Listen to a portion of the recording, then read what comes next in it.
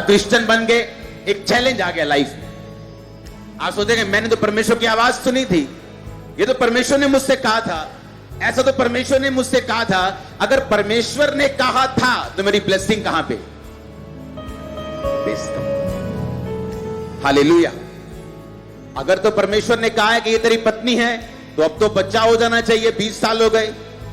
इसीलिए वो शाम के टाइम वचन पर ध्यान करने के लिए मैदान में जाता था। पता है क्यों? बाइबल का कोई भी वचन अपने आप पूरा नहीं होता। आपको यह बात ध्यान रखनी, एक भी वचन अपने आप पूरा नहीं होगा। अगर आपको हीलिंग चाहिए, आप हीलिंग का विषय पढ़ोगे। आप जानते हैं बहुत सारे पास्टर्स जो हीलिंग नहीं कर पाते अपनी सेवकाई में। पता है क्यों? उनको पूछो कि आप जब चर्च गए तो चर्च जाने से पहले आपने क्या पढ़ा बाइबल में से?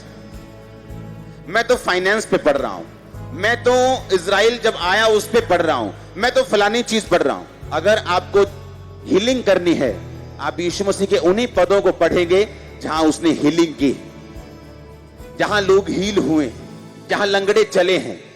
आप जैसे ही उनको पढ़ना शुरू करेंगे, एकदम से पवित्र आत्मा कई बार क्या करता है, आपके आत्मा से वो कांटेक्ट करता है और आपसे बात करता है, आज तेरी चर्च में एक लंगड़ा चंगा होगा। अच्छा, मैं क्या करूं? उसके लिए तू जाएगा और ये प्रार्थना करेगा, तू जाएगा और इस तरह की प्रार्थना करेगा, तू ये वाला वचन देगा। आज इस तरह से तू हॉस्पिटल प्रेयर लाइन बनाएगा, जो कॉपी नहीं की हुई, खुद का आइडिया है, खुद का परमेश्वर का। हाँ, अब सुनो ध्यान से। परमेश्वर ने कहा हॉस्पिटल प्रेयर लाइन बनेगी और लोग हील होंगे। आज क्या हुआ? टेस्टिमनी सुनी हमने। कौन से लोगों की? डेड लोग, 12 दौरे पड़ चुके, हार्ट अटैक हो चुका, आईसीयू के ऊपर, सारा कुछ बेड के ऊपर, प्रेयर लाइन। लेडी आज चर्च में आई गवाही देने।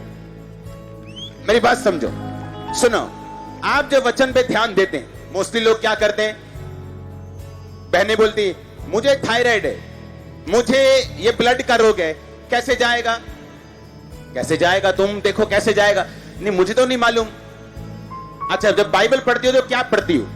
मैं कुछ भी पढ़ लेती हूं, ऐसे खोलती हूं, अच्छा यशाया, अच्छा भजन संहिता। आपको अगर हीलिंग चाहिए, आप यीशु मसीह के उन पदों को, उन अध्यायों को निकालेंगे जहां उसने हीलिंग की। आप पवित्र आत्मा को बोलेंगे, पवित्र आत्मा मुझे सीखने में मदद और सहायता कर, मुझसे बात कर। जिस तरह यीशु मसीह ने लोगों को चंगा किया, आप मुझे चंगा करो, मुझे आजाद करो।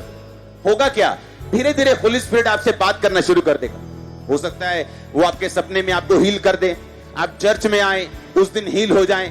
कोई भी, चाहे आपकी डाइट प्लान चेंज हो जाए, एनीथिंग कैन हैपन, कुछ भी हो सकता है, क्योंकि आपने उन पदों पर ध्यान दिया, उन वचनों पे ध्यान दिया, पवित्र आत्मा से बात की, और पवित्र आत्मा ने फिर रास्ता निकालना ही होता है और आपको उत्तर देना ही होता है, वो कहीं से भी आपको दे। मेरी बात समझ लो कि नहीं? अगर मुझे कोई बोलता है मेरे पास बेबी नहीं, तो क्या करना है? पता नहीं। बाइबल के उन वचनों को निकालो, उन लोगों को पढ़ो जिनको परमेश्वर ने बेबी दिया है, उनकी जीवनी पढ़ो, उनके जीवन को पढ़ो। बाइबल कहती अलीशिबा बांझ थी और बुढ़ापे तक उसके बेटा नहीं हुआ, लेकिन वो दोनों परमेश्वर की आज्ञाओं और विधियों के ऊपर निर्दोष चलने वाले थे। और एक दिन उसकी चिट्ठी निकली कि तू जाके परमेश्वर के घर में जाके ये सारे रीति रिवाज करेगा, क्योंकि लोगों की चिट्ठी डाली जाती थी, लॉटरी लगती थी, किसका नंबर आएगा सेवा करने के लिए। उसका नंबर आ गया। इमेजिन करो, अगर वो आज का मसीही होता, 70 साल से बेटा नहीं हुआ, चर्च में बैठा होता, अरे अब तक 300 चर्चिस और 500 जगहें घूम के आया होता, और बार में बैठा होता, बोलता सब जगह घूम लिया, कोई नहीं है परमेश्वर। हाँ, सब जगह घूम लिया, चर्च भी गया, वहां भी गया, तीसरे स्थान, चौथे, सब चला गया, मैं कोई परमेश्वर नहीं। पर बाइबल कहती आज्ञाओं पर, विधियों पर निर्दोष चलने के बावजूद भी वो परमेश्वर के भवन में मौजूद था। जब उसकी चिट्ठी निकली कि तू जाके अंदर परमेश्वर के रीति रिवाजों को पूरा करेगा, जब अंदर गया तो स्वर्गदूत कहता प्रकट होकर कि अब तेरे घर में बुढ़ापे में संतान पैदा होगी, तेरे पुत्र पैदा होगा, उसका नाम यूहन्ना रखना, वो परम प्रधान के आगे आगे चलेगा, उसके रास्तों को साफ करेगा, उसे बपतिस्मा भी देगा। ये उसे मालूम नहीं था। आमीन। अब उसे मालूम था। आप जो भी प्रभु से लेना चाहते हैं ना, आप प्रभु पे आपका कोई एहसान नहीं, परमेश्वर आपका कर्जदार नहीं कि वो आपको सब चीजें उसको देनी ही पड़ेगी क्योंकि आप क्रिश्चियन हैं। ऐसा नहीं। तू बहुत दुखी था इसलिए मैंने तुम्हें चंगा किया, ऐसा कहीं नहीं लिखा। उसने कहा तेरे विश्वास ने तुझे चंगा किया। मुझे बिलीव करना होगा। नीचे कर लो पासपोर्ट करके, अभी वचन सुनो। अभी भी तुम्हें पासपोर्ट की पड़ी। हालेलुया।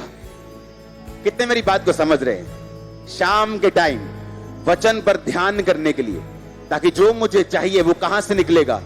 वर्ड से, वचन से। ये बाइबल जो आपके हाथ में पकड़ी, इससे निकलेगा, इसी से निकलेगा।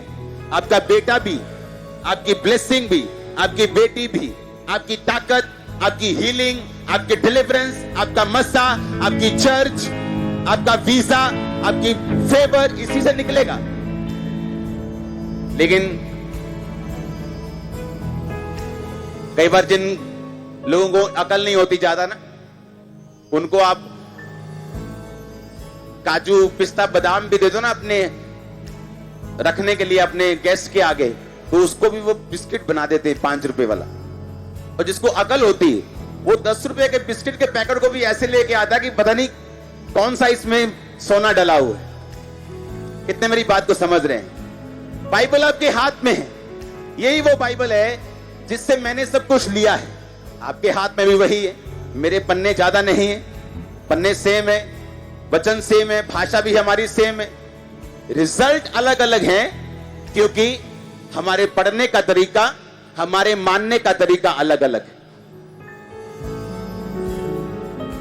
अच्छे लोग, पास्टर्स की अपनी फैमिलीज तक वचन नहीं पढ़ते लोग। मैंने देखा है लोगों, विश्वासी खासकर भाई वचन नहीं पढ़ते। शाम को आके अपनी वाइफ के साथ प्रार्थना में बैठ जाएंगे पर वचन नहीं पढ़ते और ये भूल जाते हैं। परमेश्वर ने कहा उसने अपने वचन को भेजकर अपने लोगों को चंगा किया। किसको भेजा? वर्ड को भेजा। वर्ड तो है ही नहीं, वचन तो है ही नहीं। कलीसिया का क्या कसूर? पास्टर्स के पास वर्ड नहीं। उनकी 100 मीटिंग देख लो, 100 मीटिंग में सेम वचन है। क्या करेंगे लोग? लोगों का कोई कसूर नहीं। हालेलुया।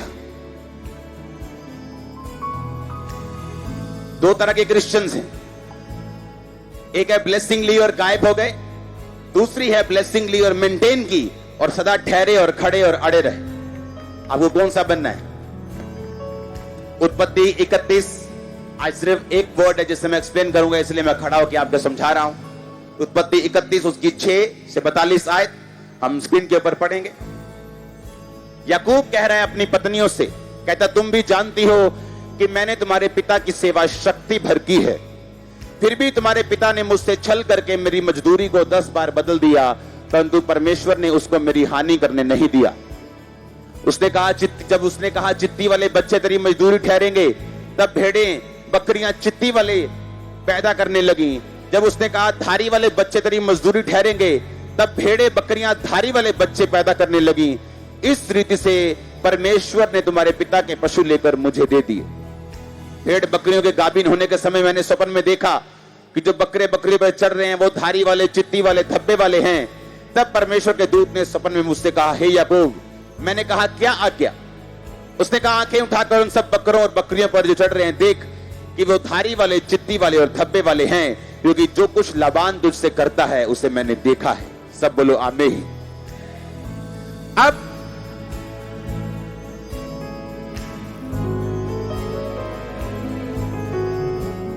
सत्रह आयत को पढ़ेंगे। जब याकूब वापस चला तब याकूब ने अपने बच्चों और स्त्रियों को ऊंटों पर चढ़ाया और जितने पशुओं को वो पद्दनराम में इकट्ठा करके धनाढ्य हो गया था, सबको कनान में अपने पिता इसहाक के पास जाने के विचार से साथ ले गया। लबान अपनी भेड़ों का ऊन कतरने के लिए चला गया था और राहेल अपने पिता के गृह देवताओं को चुरा ले गई। अतः याकूब लबान अरामी के पास से चोरी से चला आया और उसको ना बताया कि मैं भागा जाता हूं।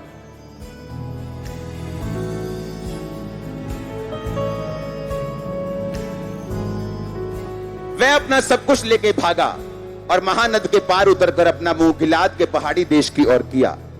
तीसरे दिन लाबान को समाचार मिला कि याकूब भाग गया है, इसलिए उसने अपने भाइयों को साथ लेकर उसका 7 दिन तक पीछा किया और गिलाद के पहाड़ी देश में उसको जा पकड़ा।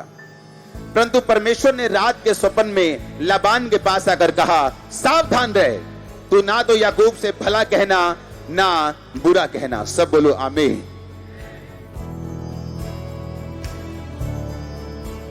अब बाइबल क्या कहती है? परमेश्वर लाबान के सपने में आके क्या कहता कि याकूब के साथ ना तो बुरा करना, ना उसे भला कहना, ना तो बुरा कहना, क्योंकि जो मैंने उससे करने के लिए बोला है कि अपने घर वापस चला जा, तो उसके साथ कुछ भी ऐसा मत करना। अब ये स्टोरी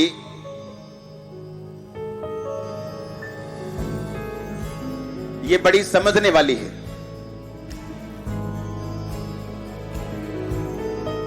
छत्तीस आयत को पढ़ेंगे। जब याकूब लाबान आमने सामने हुए, याकूब क्रोधित होकर लाबान से झगड़ने लगा और कहा, मेरा क्या अपराध है, मेरा क्या पाप है कि तूने इतना क्रोधित होकर मेरा पीछा किया है? तूने जो मेरी सारी सामग्री को टटोल कर देखा और तुझको अपने घर की सारी सामग्री में से क्या मिला?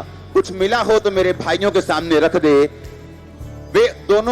वे हम दोनों के बीच में न्याय करें। इन बीच 20 वर्ष तक मैं तेरे पास रहा, इनमें ना तो तेरी भेड़ बकरियों के गर्भ गिरे, ना तो तेरी मेढ़ों का मांस मैंने कभी खाया। जिसे पनैले जंतुओं ने फाड़ डाला, उसको मैं तेरे पास ना लाता था, उनकी हानि मैं खुद ही उठाता था। चाहे दिन को चोरी जाता रहे, रात को तू मुझी से उसे ले लेता था। हाँ, ये बड़ी जबरदस्त आयत है। मेरी तो ये दशा थी कि दिन को खाम, रात को पाला मुझे खा गया और नींद मेरी आंखों से भाग जाती थी। आगे बढ़ेंगे। 20 वर्ष तक मैं तेरे घर में रहा, 14 वर्ष तो मैंने तेरी दोनों बेटियों के लिए और 6 वर्ष तेरी भेड़ बकरियों के लिए सेवा की, और तूने मेरी मजदूरी को 10 बार बदल डाला। मेरे पिता का परमेश्वर अर्थात अब्राहम का, जिसका भाई इसहाक भी मानता है, यदि मेरी ओर ना होता तो तू मुझे खाली हाथ जाने देता। मेरे दुख और मेरे हाथों के परिश्रम को देखकर परमेश्वर ने बीती रात में तुझे डांटा। बाइबल कहती लाबान के पास याकूब नौकरी करता था। इसका भी रीजन था कि वो उसकी बेटी से प्यार करता था और उसके लिए उसको 7 वर्ष सेवा करनी थी। 7 वर्ष सेवा करने के बाद जब उसकी शादी का टाइम आया तो उसने बड़ी बेटी का शादी कर दी। जब बड़ी बेटी की शादी की, उसने कहा मेरे तो छोटी को बोला था। उसने कहा हमारे यहाँ रीति नहीं कि बड़ी से पहले छोटी का ब्याह करें। उसने कहा अब 7 साल और सेवा कर। 7 साल उसने छोटी के लिए सेवा की, उसके बाद 6 साल फिर सेवा की। 20 साल उसने खराब किए लव मैरिज के चक्कर में। जबकि उसका बाप इसहाक, उसकी मैरिज कैसे थी? Arrange marriage. हाँ, वो आराम से शाम को ध्यान करने के लिए जाता था, बाइबल में बढ़ रहा था, तो परमेश्वर ने अपने बाप से, उसके बाप से बात की, जा अपने नौकर को भेज और इसके लिए पत्नी का इंतजाम कर। कितने मेरी बात को समझ रहे हैं? बहुत सारी चीजें इसमें सीखने के लिए। अब बाइबल कहती जब याकूब भाग गया वहां से, लाबान ने पीछा किया, पकड़ लिया उसको। याकूब ने कहा तू मुझसे क्रोधित होकर क्या करता है? कहता रात को पाला मुझे खा गया, दिन को घाम मुझे खा गया, बारिश मुझे खा गई, रात को मुझे नींद नहीं आती थी। कोई पशु मर जाए तो मैं अपनी सैलरी से उसे कटवाता था। तेरे मेढ़ों का मांस मैंने नहीं खाया कि फलानी बकरी मर गई थी रास्ते में, उसको रोग हो गया था, फलाने बकरे को शेर उठा के ले गया, भेड़िया उठा के ले गया। कहता मैंने एक भी बार झूठ नहीं बोला और मैं तेरे साथ वफादार रहा हूं। कहता इस वफादारी के कारण जो मैंने अपने काम में, अपनी नौकरी में दिखाई है, परमेश्वर ने मुझे वो पशु दिए हैं जो होने पॉसिबल नहीं थे कि काली बकरियों के बच्चे व्हाइट पैदा हों, सफेद बकरियों के बच्चे चित्तीदार पैदा हों, धब्बे वाले पैदा हों। अगर जब तूने कहा कि धब्बे वाले बच्चे तेरी तनख्वाह होंगे तो वो धब्बे वाले पैदा करने लगी। जब तूने कहा धब्बे वाले नहीं, अब धारी वाले तेरे बच्चे तनख्वाह होंगे, वो धारी वाले पैदा करने लगी। क्योंकि परमेश्वर मुझे देखता था कि मैंने तेरे साथ कोई अन्याय नहीं किया, मैंने कोई भी चोरी नहीं की, मैंने कोई भी गद्दारी नहीं। Thanks for watching.